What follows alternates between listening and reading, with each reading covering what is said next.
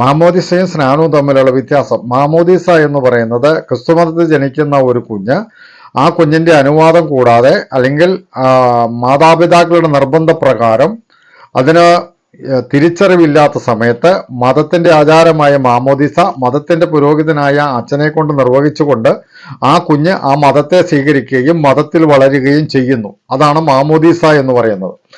എന്നാൽ സ്നാനം എന്ന് പറയുന്നത് പാപിയായ ഒരു മനുഷ്യൻ പാപത്തിൽ നിന്ന് രക്ഷിക്കുന്നവനായ യേശു കർത്താവിനെ രക്ഷകനായി സ്വീകരിച്ചുകൊണ്ട് യേശുവിനെ കർത്താവായി അംഗീകരിച്ചുകൊണ്ട് യേശു ക്രിസ്തുവിന്റെ കൽപ്പനയായ സ്നാനമേൽക്കുന്നത്. അതിൻ്റെ പിന്നിലുള്ള ഉദ്ദേശം എന്ന് പറയുന്നത് യേശുക്രിസ്തു എന്ന ആ വ്യക്തിയുമായി വ്യക്തിപരമായ ഒരു ബന്ധം സ്ഥാപിക്കുക, അല്ലെങ്കിൽ യേശുക്രിസ്തുവുമായിട്ട് ഒന്നായി തീരുക എന്നുള്ളതിൻ്റെ അടയാളമായിട്ടാണ് സ്നാനം എന്ന ശുശ്രൂഷ ചെയ്യുന്നത്. അപ്പോൾ സ്നാനം എന്ന് പറയുന്നത് ഒരു വ്യക്തിയെ സ്വീകരിക്കുന്നതും മാമോദീസ എന്ന് പറയുന്നത് ഒരു മതത്തെ സ്വീകരിക്കുന്നതുമാണ്.